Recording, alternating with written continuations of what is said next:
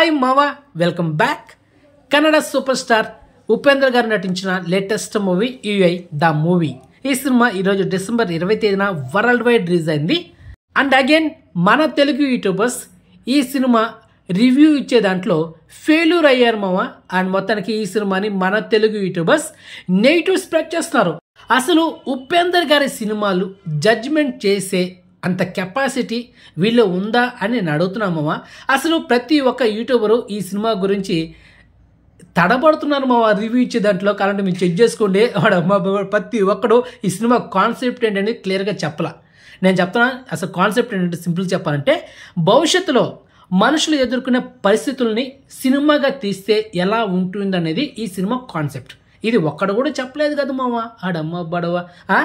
అంటే ఫ్యూచర్లో మన భవిష్యత్తు ఇలా ఉంటుంది, అసలు దీనికి ఇలా ఉండడానికి కారణం ఏంటనేది ప్రజెంట్ ఇప్పుడున్న పాలిటిక్స్ గురించి, ఇప్పుడున్న మనుషుల తీరు ఎలా ఉందనేది డైరెక్టర్ క్లియర్ కట్గా మన ఉపేంద్ర గారు ఈ సినిమాలో కాన్సెప్ట్ చెప్పాడనమాట.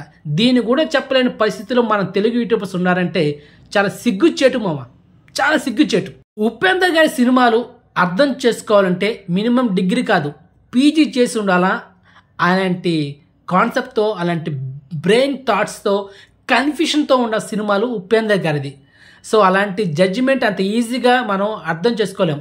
అది కొంచెం ఫ్యూచర్లో అర్థం చేసుకుంటాం, ఇప్పుడు కాదు. ఈ సినిమా వాల్యూ ఏంటనేది, ఉపేంద్ర గారి సినిమాల వాల్యూ ఏంటనేది ఇప్పుడు మనకు అర్థం అవ్వదు, ఫ్యూచర్లో అర్థం అవుతుంది. ఓకేనా? అండ్ అదేవిధంగా సినిమా స్టార్టింగ్లో ఒక కార్డు వేసేయడమో, ఆ కార్డు ఏంటంటే, మీరు తెలివైన వారైతే ఇప్పుడు థియేటర్ నుండి బయటకు వెళ్ళండి. ఈ కార్డు చూసిన వెంటనే ప్రతి ఒక్కడికి మైండ్ బ్లాక్ అయిపోయి ఉంటుంది. ఏంటంటే, నేను తెలివైన వాడిని, నేను ఎందుకు బయటకు వెళ్ళాలా, పైగా 200 రూపాయల నుంచి 300 రూపాయలు పెట్టి టికెట్ కొనుక్కున్నా, అలాంటిది నేను ఎందుకు బయటకు వెళ్ళాలా, నేను సినిమా చూస్తా అని సినిమా చూశాడు. అది ఒకటి పక్కన పెడితే, ఈ బిగ్ బాస్లో సమంత ఒక డైలాగ్ చెప్పింది కదా, ఇది ముందే చెప్పాలి కదా అని.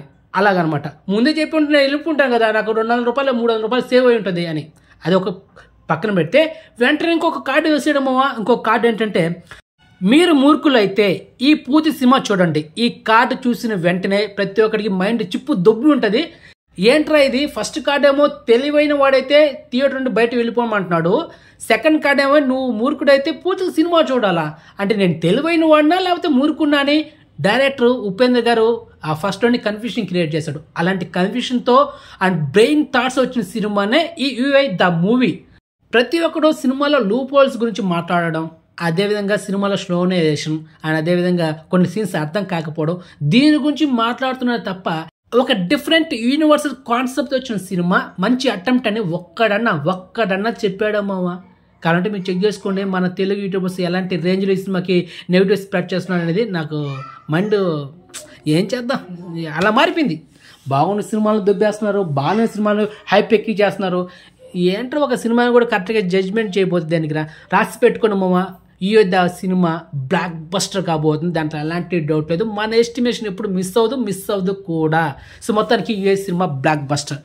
ఈ సినిమా మీరు చూడాలనుకుంటే ఓన్లీ సింగిల్గా మాత్రమే చూడండి, ఫ్యామిలీని అవాయిడ్ చేయండి. ఎందుకంటే ఈ సినిమాలో కొన్ని లిప్కీ సీన్స్ ఉన్నాయి, కొన్ని డబుల్ మీనింగ్ డైలాగ్స్ కూడా ఉన్నాయి. కాబట్టి ఫ్యామిలీని మోస్ట్లీ అవాయిడ్ చేయండి. ఓకే, సింగిల్గా మాత్రం చూడండి.